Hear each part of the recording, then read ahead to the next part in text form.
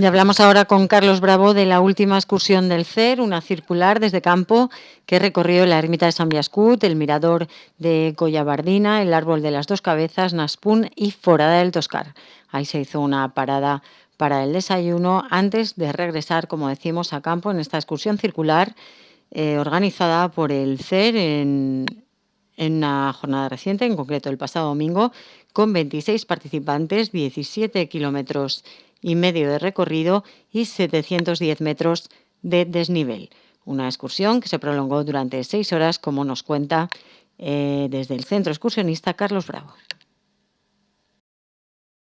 En la propia Ribagorza y a 20 minutos en coche desde Graus a Campo, población en la parte media, digamos, de Ribagorza, y de clima ideal, como pone el cartel que hay en la entrada, aunque por la mañana hacía un poquito de fresco, pero una excursión que ha sido la última oficial del CER, que en el programa anterior comentábamos que posiblemente entre la que comenté aquel día y el Belén que vamos a subir el día 6 de diciembre, si el tiempo lo permite, habría una intermedia, y ha sido esta, una circular, que nunca la habíamos hecho con el CER, la habíamos hecho en petit comité, en mi caso un montón de veces en alguna de las variantes, porque es una excursión que ofrece varias posibilidades, distintas variantes, y en este caso pues hicimos una parte circular y otra no.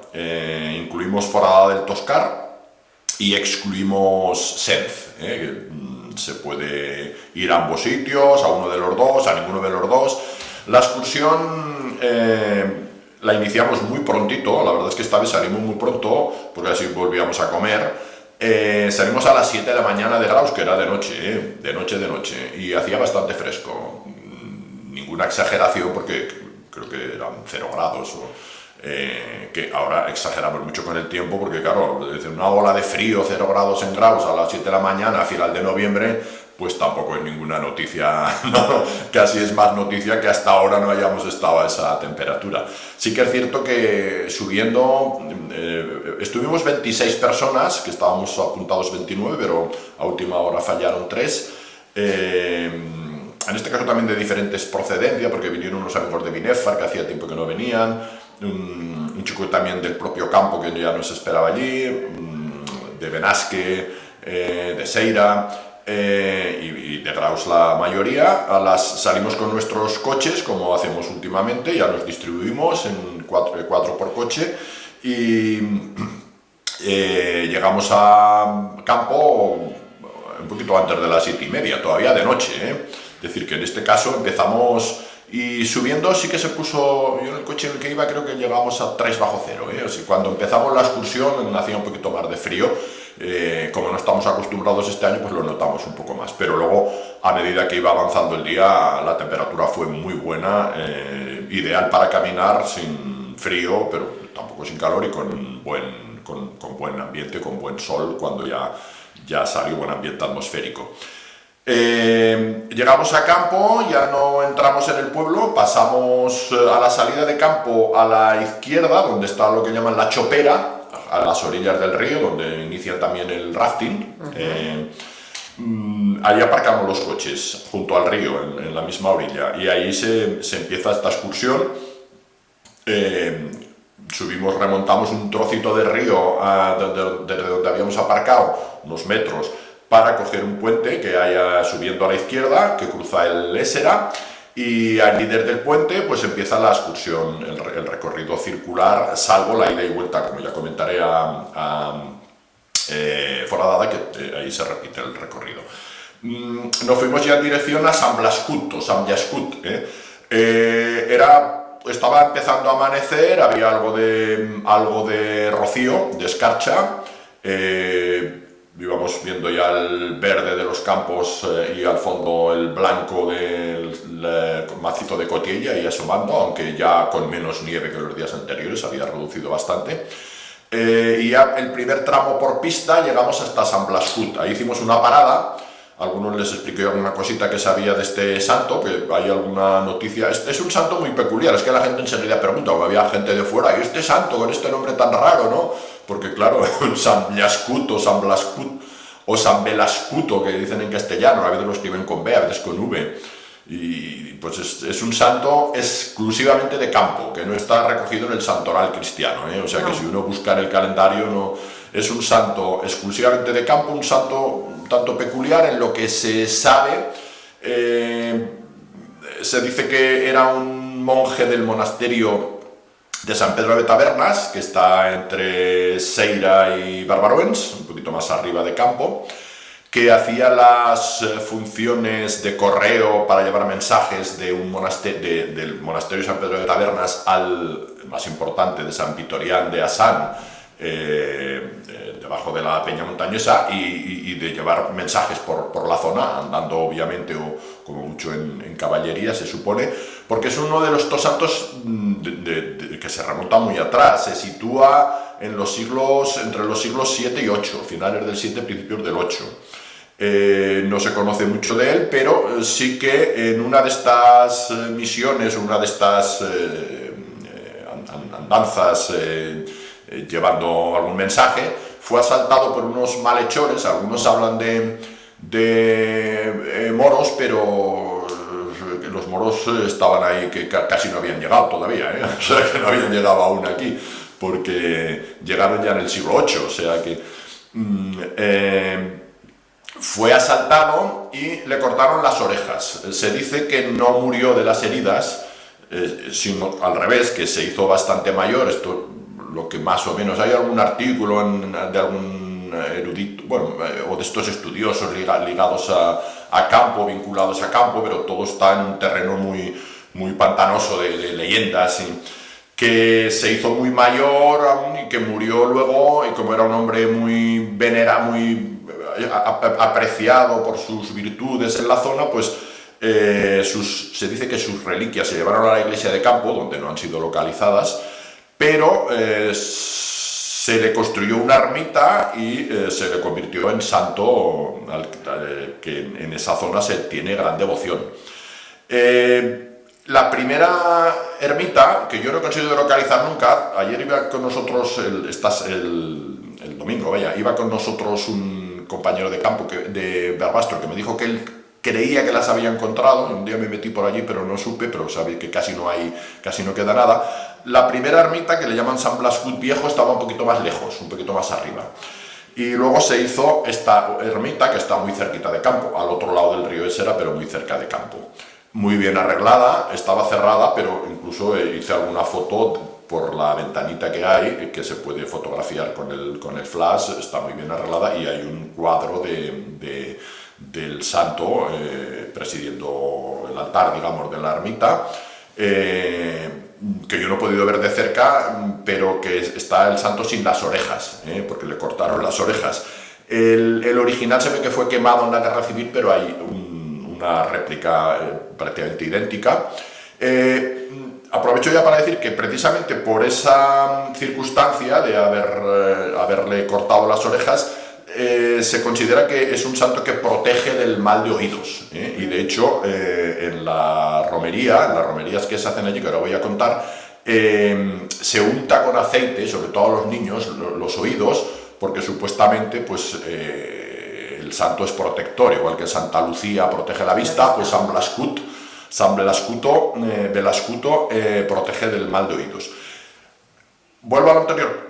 Había una ermita más arriba, más lejos del pueblo, como quedaba lejos del pueblo, se construyó esta otra más cerca del pueblo. Pero al parecer, la imagen del santo que había en aquel momento, cada día volvía al lugar original, al primero. Y claro, pues el santo no le gusta, este nuevo sitio no le gusta, ¿no? Y entonces eso ocurrió durante un cierto tiempo, hasta que prometieron que le harían 3 romerías al año, y parece que el santo ya se quedó contento. Más conformado. Cuando le dijeron que cuando prometieron esto, ya no se movió de allí la imagen, y por esa promesa pues se hacen 3 romerías al año. No hay muchos santos que tengan tantas romerías. Se va el lunes de Pascua después de Semana Santa, que al parecer pues van los de campo y hacen ahí comida campestre. Es un día que es muy propicio para eso en muchos lugares. La segunda Pascua, la de Pentecostés, que ya como es laborable normalmente en la zona, ese lunes va menos gente, y luego el día más grande, que es durante las fiestas de campo, que creo que es el segundo día grande, el 16, que van ahí en romería, y con el aceite pues untan las... Y además se hacía allí, antes daban pan, y luego ahora dan torta, bendecida, y... estos sitios donde se hacía la caridad también, que siguen dando la torta, y es un santo pues con mucho predicamento, digamos, en campo. Me he extendido un poquito porque creo que tiene su interés este Sant Jascut curioso. Pues eso es lo que sabemos del santo.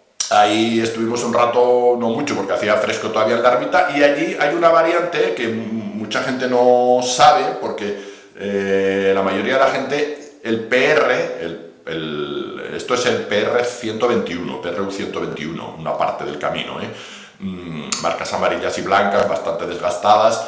El PR sube por la pista. Yo cuando empecé a hacer esta excursión, hasta hace un año, 2 años, iba siempre por la pista, hasta que un amigo de campo me dijo, hay un camino que ahora han arreglado un poquito más y ahora bajan bicis, que un camino, pero bueno, las bicis ahora bajan por todas partes. Bajar, porque subir allí es más complicado. Al lado de la ermita, subiendo a la izquierda, yendo hacia un barranquete, hay un sendero que una vez que lo encuentras, que está allí mismo, está muy visible ahora, cada vez más pisado, porque cada vez pasa más gente, que es mucho más bonito que la pista y es todo sendero. Un sendero bastante empinado, pero muy bonito. Además pasa por un barranco que normalmente está seco, pero el domingo aún bajaba un poquito de agua y había alguna pequeña cascada con muy poco caudal, pero más bonito que habitualmente, que ya digo, suele estar seco. Había que andar con un poquito de cuidado porque es una senda que hay trocitos que va por marga, y como estaba muy húmedo había un barrillo de este que se resbala mucho, entonces en algún trozo había que poner bien los palos para no resbalarte por el barro. Este camino transita también por una zona muy maja de robles, varios robles muy bonitos al lado del camino. Y ya sales arriba a un mirador que se llama el mirador de Collabardina. Allí hay como un depósito de agua, como una balsa, que ahora han vallado. Y bueno, hay un panel que se ha caído, que casi no se puede leer, pero ya hay unas vistas estupendas de campo. Este camino ofrece unas vistas magníficas de campo. Siempre tienes que volver la cabeza porque vas de espaldas a campo, pero en estos miradores, luego contaré el otro, la estampa de campo es muy bonita. Este valle de Bardají, el pueblo que al principio todavía estaba con las luces de la noche, luego ya pues ahí despertando, el verde del valle cada vez más visible, y al fondo a un lado Cervín, que es la montaña de campo, y al otro el Tubón. Se ven los dos allí. La verdad es que es de las bonitas imágenes de campo que hay. La otra es también del Castillo de Sin, que también estuve hace poco, ya contaremos un día.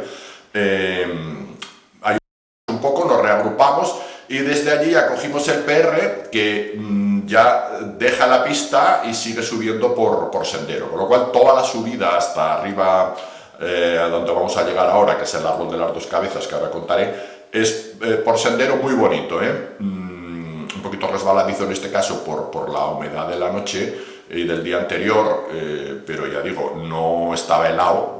Si hubiera estado helado hubiera estado duro, sino que estaba esto que se llama enseguida, la temperatura fue subiendo y estaba lo que llaman aquí amoranzar, ¿no? que es el amor del calor sobre la tierra, que hace que no se endurezca por el hielo, sino que más bien se reblandezca, ¿no? Ya siguiendo siempre y teniendo atentos a las marcas, porque cruza la pista varias veces, subimos hasta el mirador de arriba, que es el mirador de Naspún, y ahí está el árbol de las 2 cabezas, que es un sitio muy curioso, este árbol de las 2 cabezas. Se ve desde abajo, desde el pueblo, es un arbolito, es una carrasca. En algunos sitios pone roble, pero creo que es una carrasca, es un arbolito pequeño, con 2 ramas laterales y con las copas de las 2 ramas de tal manera que parece, pues eso, un árbol con 2 cabezas. Este árbol, había un señor de campo, que además ahí hay una referencia a él, hay una cruz, pero no está enterrado allí, sino que al parecer un señor de campo, cuyo nombre no sé, ahora mismo no sé, pero el campo era popular, subía mucho allí, le tenía mucho cariño a este lugar, y se ve que él hizo una poda de este árbol, de tal forma que quedó así muy reconocible. De hecho, ahora cuando ya lo has estado varias veces, cuando vas por abajo, miras y ya lo ves, dice, mira, ahí está el árbol de las dos cabezas y se le ha quedado este nombre. Es un sitio ya de referencia, totalmente. Allí hicimos la parada para comer algo, aunque era muy pronto, no eran ni las 10 de la mañana, pero hicimos ahí una primera parada. Hay un banco allí, justo al lado del árbol, y abajo un mirador, que es el mirador de Naspún. Esta zona se conoce con el nombre de Naspún. Está ya en el límite casi entre el término municipal de Campo y el de Forada del Toscar, pero todavía en Campo. Luego ya enseguida pasaremos a Forada del Toscar. Allí nos hicimos la foto de grupo, la hicimos con Cervín al fondo en vez del turbón, porque el turbón todavía estaba oscuro y quedaba mejor la foto con el sol que ya estaba dando un poco en Cervín. Que además, lo comentábamos así, es cierto que aunque Campo tiene el turbón ahí muy cerca, la montaña referencial de Campo es Cervín, es la montaña, pues, si te fijas, la escuela, hay una urbanización. Tienen en muchos lugares de Campo el nombre de Cervín. Sí. Alguno también Cotilla, aunque queda un poquito más allá, pero hay una... quizás menos Turbón, que está ahí muy cerca, pero Cervín es la montaña de Campo por excelencia. Un poquito más baja que el Turbón, pero desde ese lado muy bonitas ahora. Ahí hicimos la foto de grupo, muchas fotos ahí en el árbol de las dos cabezas, todo el mundo ahí se quería hacer foto. Y allí ya bajamos a los llanos de Naspún. En Naspún, ahí al lado... venía un chico que se ha instalado ahora en Campo, que me lo contó, yo ya sabía algo, pero no sabía que quedaban restos. Sí que es cierto que había leído en algún sitio, y creo que en el panel del Castillo de Sin, que el Castillo de Sin estaba conectado con Naspún, y claro, digo, en Naspún es un sitio que parece que pudiera haber algún tipo de castillo, y efectivamente me dijo que lo hay, en la montaña que está al lado de este llano, que quedan unos pequeños restos de lo que era un torreón. O sea que hubo allí un castillo, con lo cual entre el del castillo de Sin al otro lado del río, la torre Peralta abajo también pegada al río y este de Naspún controlaban ese paso perfectamente, con uno a cada lado y otro incluso pegado al río.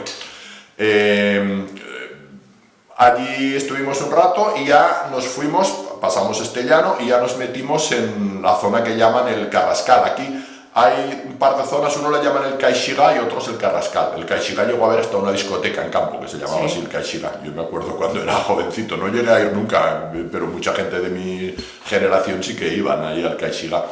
Todavía queda más famosa sobre todo por la pintada en el Congosto, ¿no? Sí, señor, sí que estaba hasta hace poco, bueno, debe ahora de estar. Supongo que se la habrán ahora sí, ahora con la nueva carretera, túnel, igual es un túnel, pero estaba allí, sí, discoteca El Caixigá, escrito ahí de forma un poco rústica, pero sí. Pero efectivo. De aquellos anuncios de la época que no había para otras cosas más. Pero efectivo que ha llegado hasta y tanto lo recordamos. Y iba gente de Graus y había tenía bastante éxito al parecer durante unos años.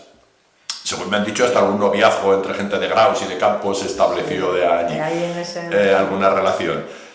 Pues ahí en Naspún hay que estar también atento para coger, porque ahí falta una señalización, se entra en este bosque de carrascas, creo que esa zona es la que llaman el Carrascal, un bosque muy tupido, bastante cerrado, muy bonito, y se llega después a un llano que, ¿cómo le llaman? Me parece que se llaman plana morte o algo así, me parece que se llama, pero bueno, tampoco, le llaman la plana de la Sierra Ferrera, la primera plana, porque estamos todo el rato hablando de la parte más oriental de la Peña Ferrera, cuyo extremo occidental es la Peña Montañesa, pero es una sierra bastante larga y empieza en esta zona. Allí se llega a un cruce y a la derecha se puede ir a Senz, o bajar a Campo sin pasar por Senz, como hicimos nosotros después, o ir a Forada del Toscar. Nosotros la habíamos diseñado para que nos saliera mejor para ocupar toda la mañana, ir a esta Forada del Toscar.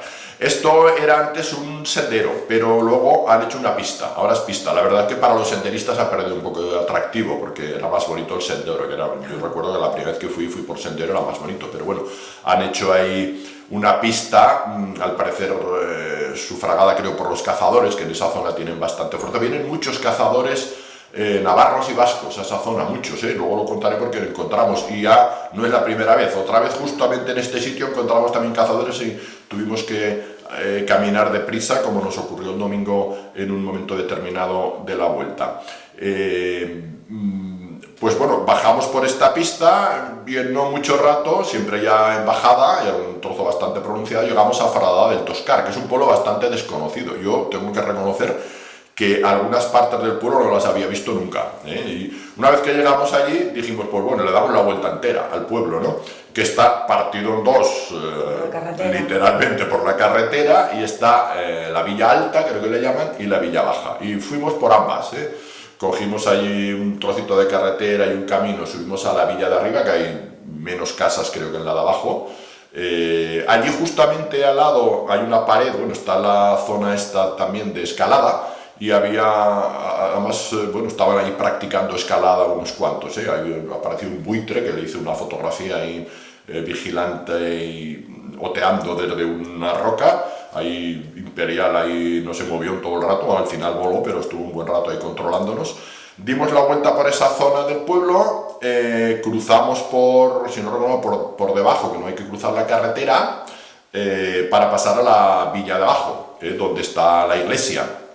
Ahí paramos para desayunar. Curiosamente, la iglesia estaba abierta, es la iglesia de San Andrés. Yo enseguida me di cuenta una vez que entramos, porque tenía el santo, la cruz de San Andrés, y está únicamente él allí en el altar, San Andrés, que da nombre a la iglesia, que es una iglesia de orígenes románicos, pero que del origen románico no queda prácticamente nada. Creo que queda un poquito del ábside por detrás que no pudimos ver en el exterior, pero la iglesia, casi toda su construcción es del siglo XVII o XVIII. Estaba abierta y casualmente hablamos con el señor, porque al principio decían, es el cura, pero no es el cura, es un señor que yo no conocía, y estuvimos hablando ahí, una conversación muy agradable, que es el que hace la misa ahí. Estaba la iglesia abierta porque iban a hacer misa, y casi nos adelantamos nosotros tocando las campanas antes de que las tocara él. Curiosamente, estos fenómenos que se dan ahora en la zona, ante la falta de vocación y de cura, pues es un señor que fue profesor de lengua y literatura como yo en Barcelona, estuvimos hablando un poco,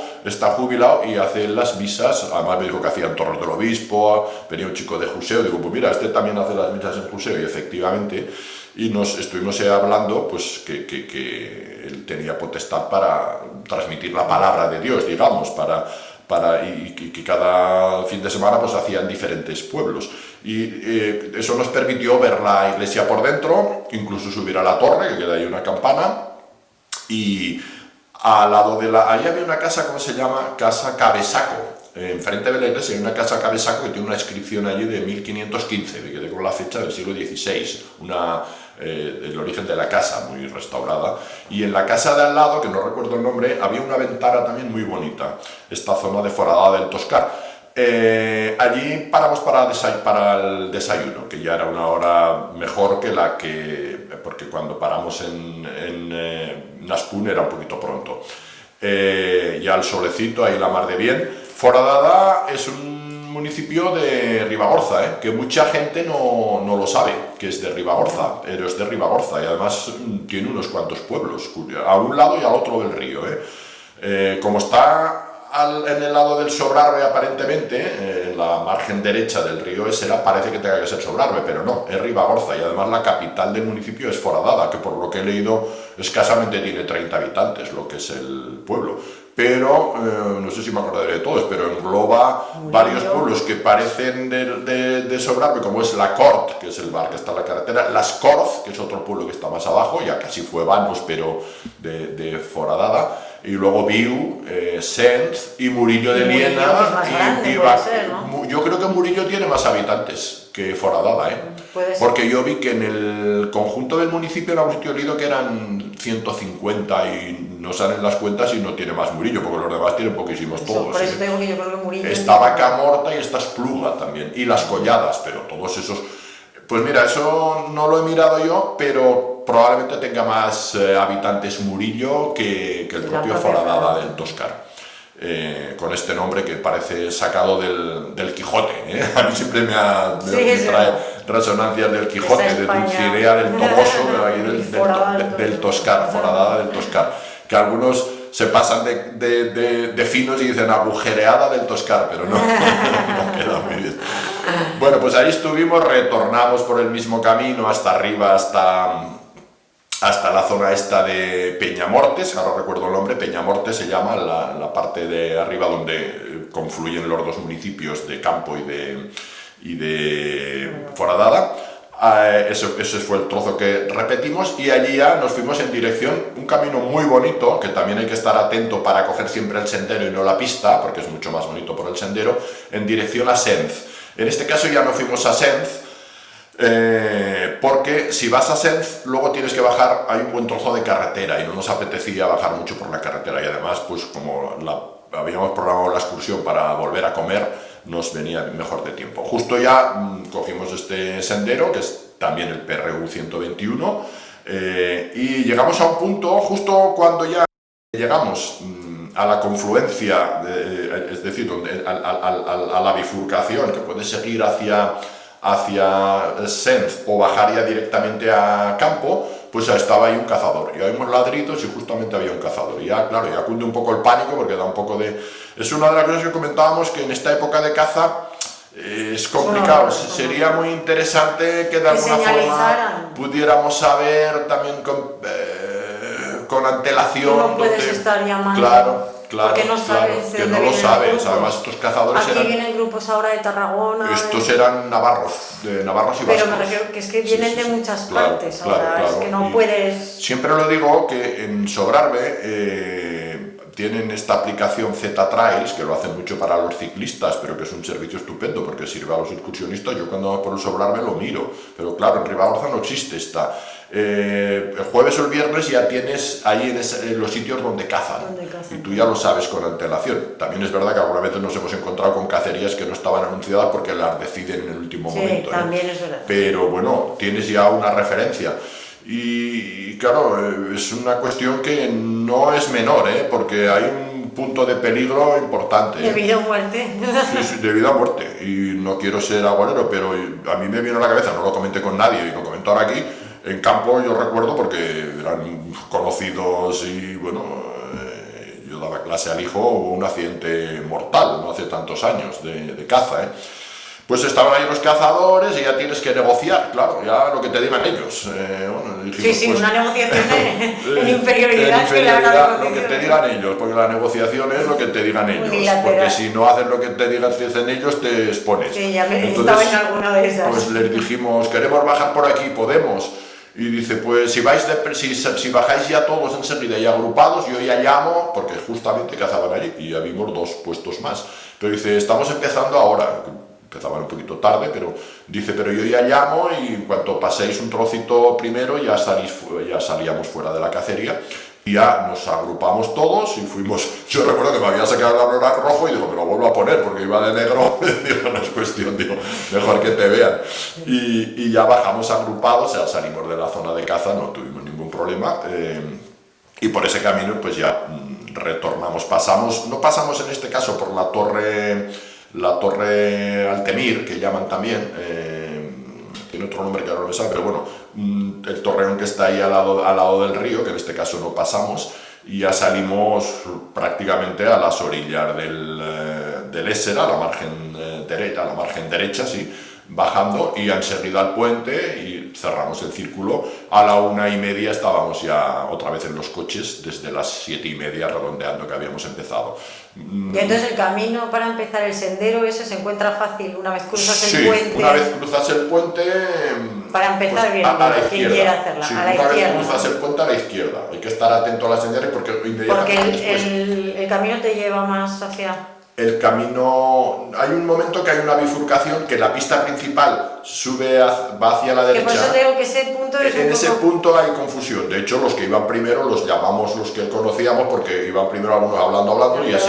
Pero por eso te pido esta explicación. Sí, pues ese es el punto donde de todas formas te das cuenta casi enseguida porque se va hacia unos campos y retrocediendo ya. Es el de la izquierda, que es menos...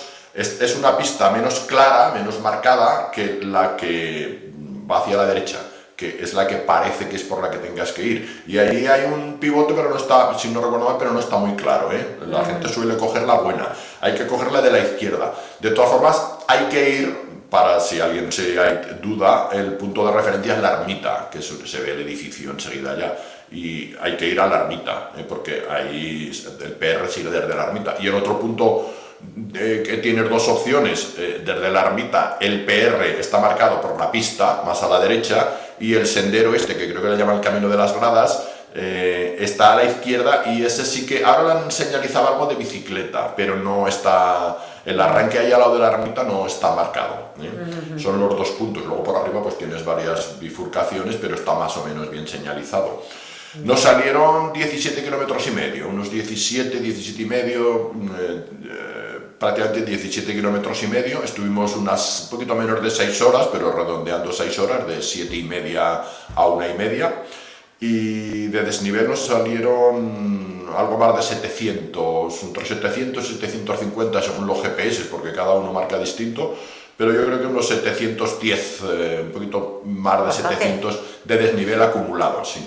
El punto más bajo pues son 670 o algo así, Campo está a 691, pero bajas un poquito hasta el lado del río, que es el punto más bajo, y el punto más alto, que es arriba en la zona de Naspún, o en la zona esta de Peñamortes, en la confluencia con Foradada y Campo, donde ya cambias de vertiente, que está a 1150 más o menos, es el punto más alto. Pues esa fue la excursión, la verdad es que agradable, fuimos bastante relajados, con paradas bastante generosas, y con muy buen ambiente, con diferentes procedencias de los participantes, como digo, y con una temperatura muy agradable, salvo el frío inicial, que duró muy poquito, una temperatura muy buena, muy agradable, en unos paisajes muy bonitos, más bonitos de lo que quizás se puede suponer. Esa zona sorprende mucho, ¿eh?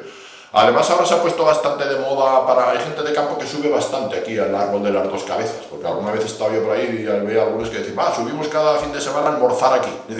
Suben ahí por la mañana, se comen el bocadillo, almuerzan y bajan a campo. Y las vistas de campo son estupendas.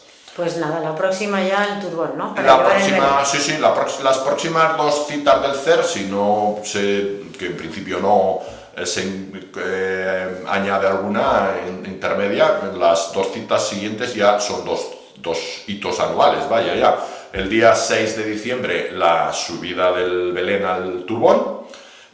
Jugaremos ahí con esas fechas si hubiera algún problema, porque en los últimos años siempre nievan, siempre hay nieve en esos días, pero bueno, el día previsto es el día 6, ya pondremos los horarios, y el 18 de diciembre la celebración navideña en la ermita de San Martín de Secastilla, porque el otro día comentábamos de San Martín y hay gente que piensa que es en San Martín de Capella, no, San Martín de Secastilla y Panillo, pasaremos por Brustán, subimos por Brustán, la Sierra de San Martín y luego bajamos por San Pedro.